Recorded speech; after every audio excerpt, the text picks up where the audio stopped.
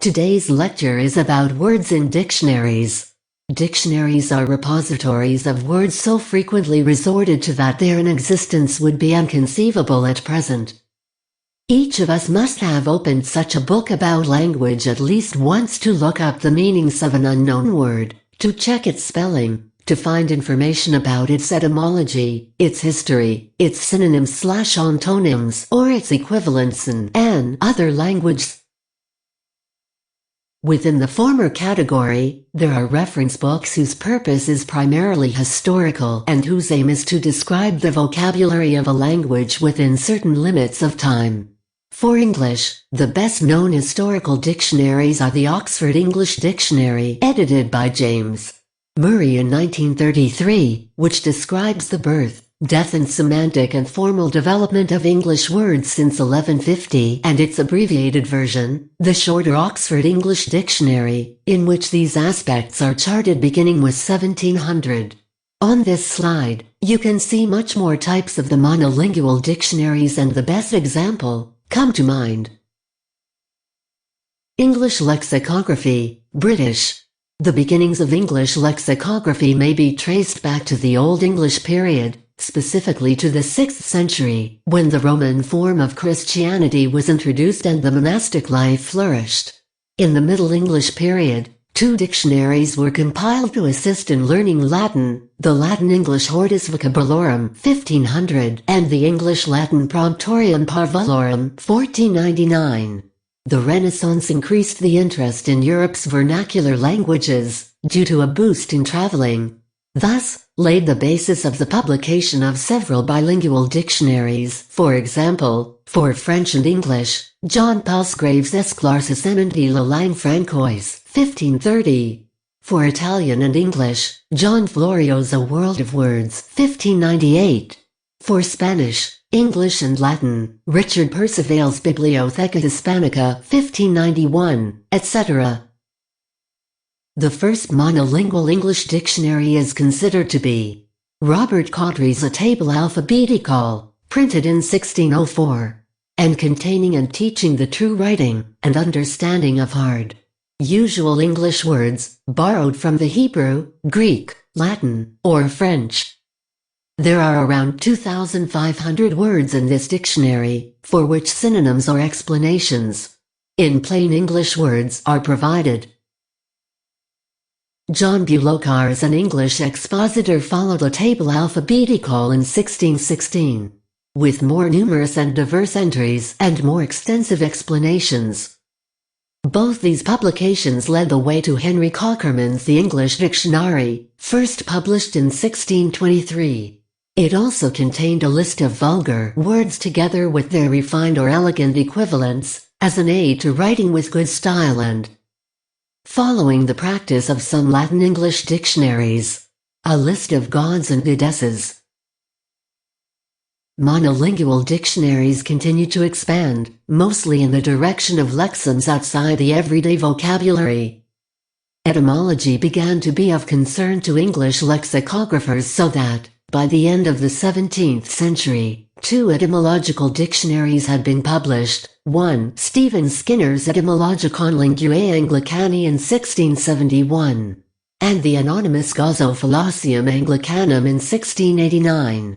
The beginning of the 18th century brought changes as far as the focus in monolingual English dictionaries is concerned. Dictionary compilers began to show a more consistent interest in including in their works, besides borrowings, as numerous native words as possible. Such interest, together with that already manifested for etymology, is obvious in the 2 dictionaries that dominated the period.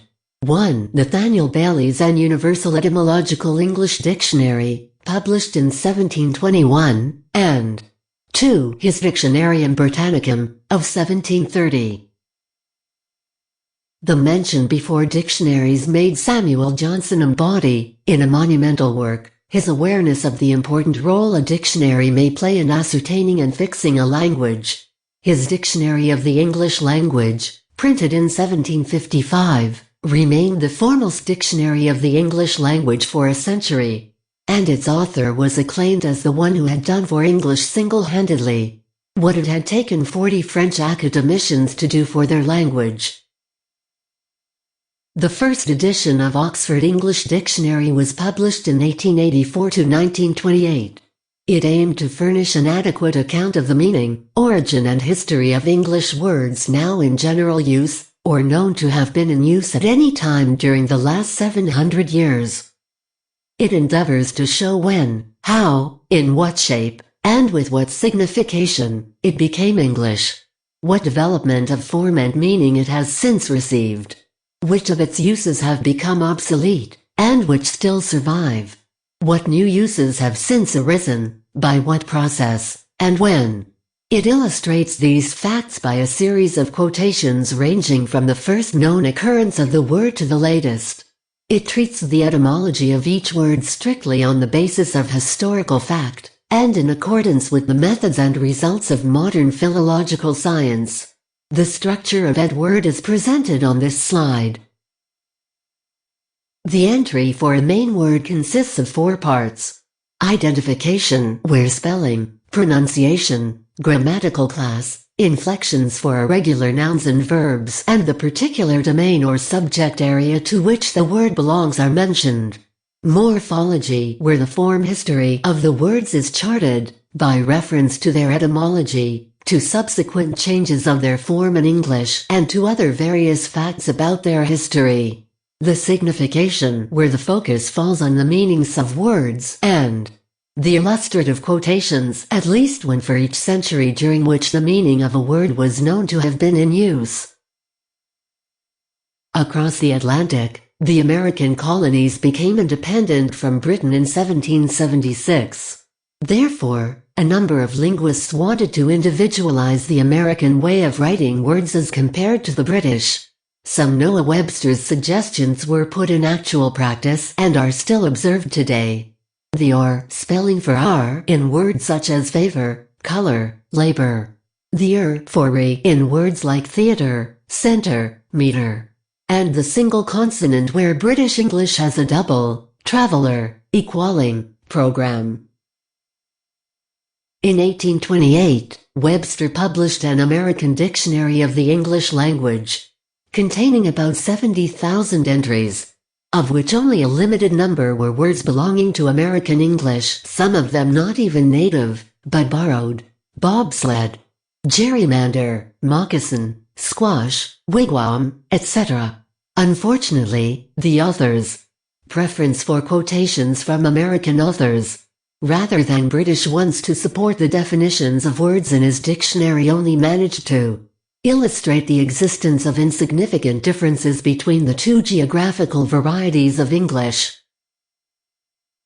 Here is a reference for this lecture. Many thanks for your attention.